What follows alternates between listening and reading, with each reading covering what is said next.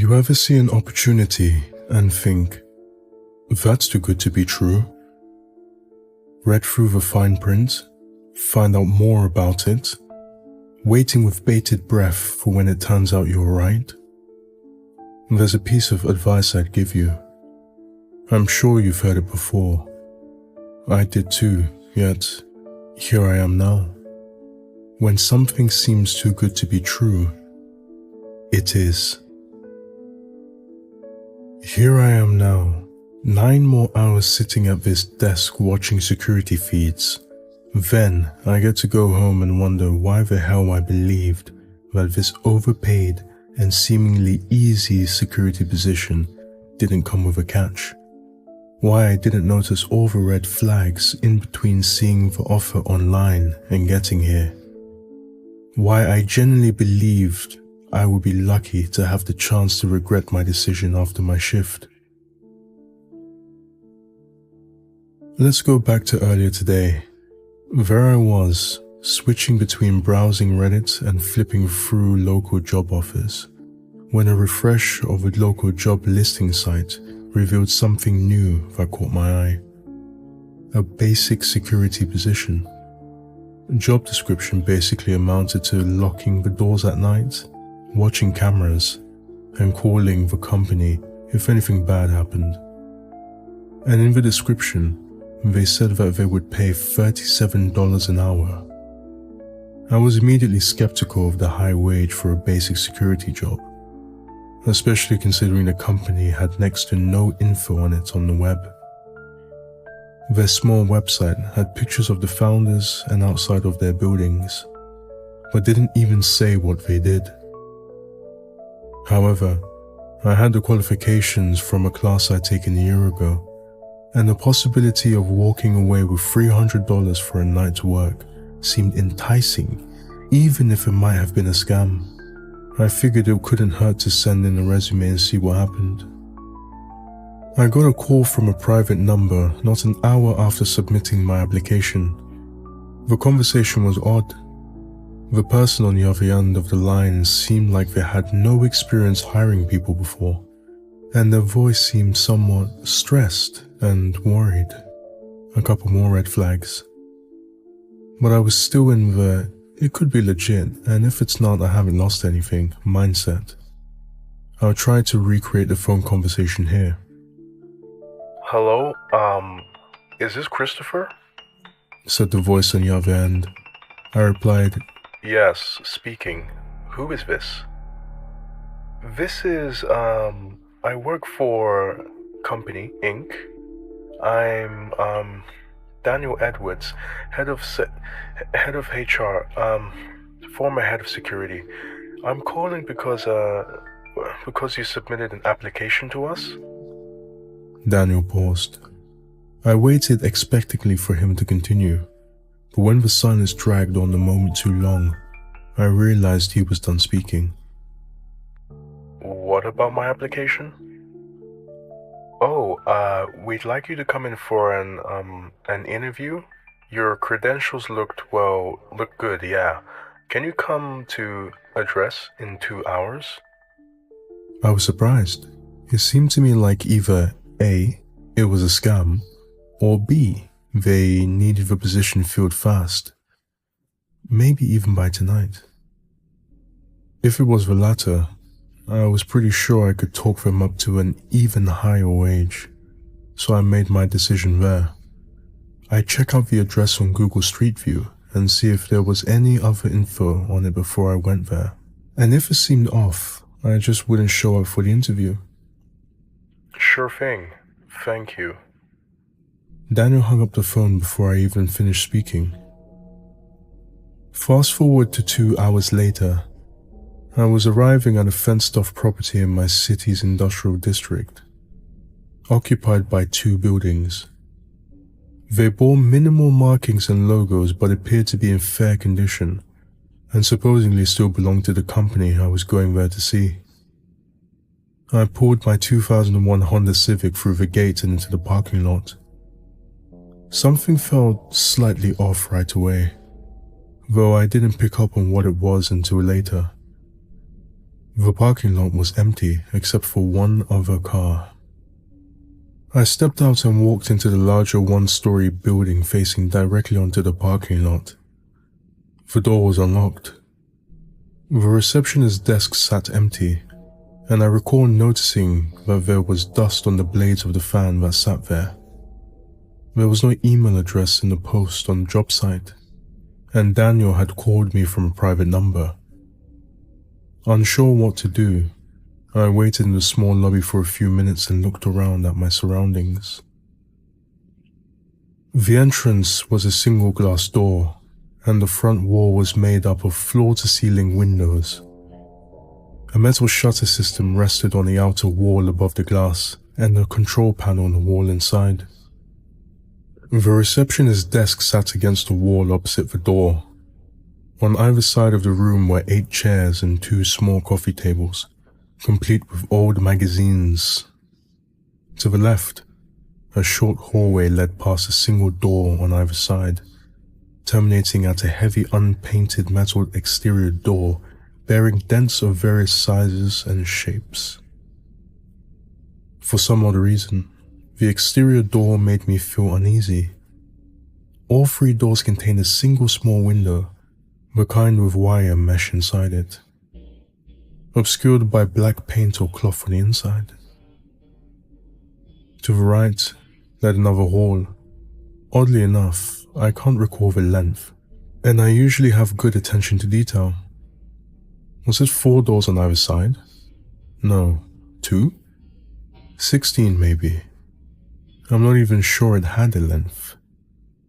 I didn't look at the end of the right hallway. Behind the receptionist's desk was another longer hallway terminating in a T intersection. The first door on the left was made of brown painted metal and bore a small placard of security office. After waiting for a minute, a man rushed in through the front door. "Sorry that I've kept you waiting. I'm Joshua Collins, head of HR." He spoke quickly and seemed frantic and skittish. He didn't hold eye contact for more than a second at a time. As he shook my hand, I could feel that his palms were sweaty and cold. "Christopher Newman." I paused for a second, suddenly hit by a wave of skepticism, and decided to test if he could keep his story straight. "I spoke to a man named Daniel Edwards on the phone. I thought he said he was the head of HR." Joshua ignored me and continued. "Mr. Newman, my company needs a new security guard fast. The last 2 quit this morning and we can't afford to go on a night without someone watching the property. We've tried to get you here as fast as possible because you need to be ready to work by sunset. We're in a rush, so we'll skip the usual process. If you're able to start right now, then you can consider yourself hired. Your salary is $37 an hour, non-negotiable. Sign this NDA and you can start right now." I didn't like how aggressive he was being, but it had showed that I was right. They were looking for a fast, probably temporary hire, and I wasn't about to turn down that kind of money. I flipped through the NDA. It was a long one, so I skipped most of it, but I know how these contracts are. Don't disclose company secrets, yada yada. I signed it and followed Joshua to the security office. The orientation was short and simple. "Here's your keychain. This one opens the door to the security office. This one opens most of the other offices. This one controls the shutter on the front windows. Here's your mag light. You can use it as a baton in a pinch, but you're better to lock yourself in the office and call us if you see anything suspicious. All you have to do is sit in our office and watch the camera feeds. You don't need to patrol since you don't have a partner to watch the feeds when you're gone. We don't provide a uniform. You just put your badge on your shirt. Front door's the only one that's unlocked right now. Ignore the other exterior doors and the offices in the long hallway. Lock the front gate. That's it." "What's this binder for?" I asked, pointing at a white binder on the desk, bearing the company logo. "Oh, read that during your shift." Joshua looked uncomfortable at the mention of the binder, and avoided my gaze as he stammered out his reply. He didn't wait to see if I had further questions before he hurriedly left. getting into the only car in the parking lot apart from mine and speeding off. I assumed my security guard role right away. I went outside and locked the gate, closed the metal shutter over the front glass, and locked the front door. Then, I sealed myself in the security office and opened the binder up. That binder is what prompted me to write this down. When I opened it, I expected a long, boring write-up of company policy involving various situations that may happen after hours. Specific rules for dealing with burglars and vandals, you know, that sort of thing. Instead, there was only one page. What was on that page made me realize that this job was, in fact, too good to be true, and is why I'm genuinely terrified right now. Welcome to Redacted Inc. There are 10 company rules security personnel must follow in order to ensure their safety and well-being. The long hallway is off limits. If you cross the threshold from the lobby, turn around immediately and walk back. Do not run. Do not look at the long hallway for prolonged periods. If any security camera shows it, shut it down immediately. Do not open the door at the end of the short hallway. Building 2 is off limits and is to be observed only via camera feeds. If you must go outside, use only the front door. The coffee machine will turn on automatically at 2:17 a.m. Ensure a cup is placed beneath it prior to this time. When the liquid is dispensed into the cup, place it outside the door of the security office. Lock the door and do not open it again until 2:37 a.m. Do not leave the security office between 4:01 and 4:02 a.m. If you hear a female voice coming in from an indeterminate point within the building, unlock the door on the left of the short hallway. Do not enter the room unless the voice invites you to do so. Do not look at her face. If you hear a male voice upon unlocking the door, return to the security office immediately.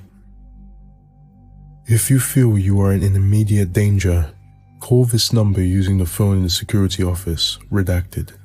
Do not call emergency services before sunrise. Do not, under any circumstances, attempt to leave Redacted Inc. before sunrise.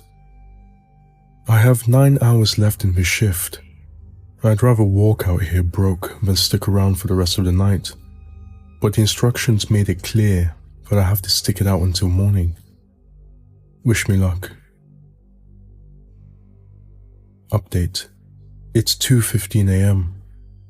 It's been fairly uneventful so far, and I hope I don't jinx it by saying that. I've just stayed in the office and split my time between watching security camera feeds and browsing Reddit to calm my nerves. It's demon coffee time in 2 minutes. The cup is already in place, and I'm hoping everything goes well. Update 2. 3:30 a.m. Demon coffee disappeared after being left outside the door. I heard something knocking and scratching at the door during the time I was told to keep it closed, although I wasn't able to see it on the cameras. The only one watching the office door started showing the long hallway and I had to turn it off. There's a persistent shadow in the corner of the room that seems darker than a normal shadow. It doesn't go away even when I shine my flashlight right at it. The instructions didn't say anything about a shadow, so I'm just going to not touch it and occasionally check to see if it changes size or moves or anything. Still haven't heard the woman's voice. I could have sworn I glimpsed a humanoid figure on the Building 2 cameras a few times, though I can't find it when I inspect the feeds more closely. I no longer have even the slightest doubt that this place is haunted as shit. Update 3. 4:29 a.m. I was feeling pretty shaken, so I didn't write this up immediately, but here's basically what happened. I'll put it in more detail in my next post. At 3:45, I heard the woman's voice. I was going to ignore it until 4:02, but it got louder and louder until it hurt and I gave in. She invited me in, but I heard the male voice as soon as I sat down and I ran back to the office. As for what happened at 4:01, I'll write that up later. I'm still really shaken by it. I'll just say I was glad for the reinforced metal door on the office, and that I really, really regret taking this job.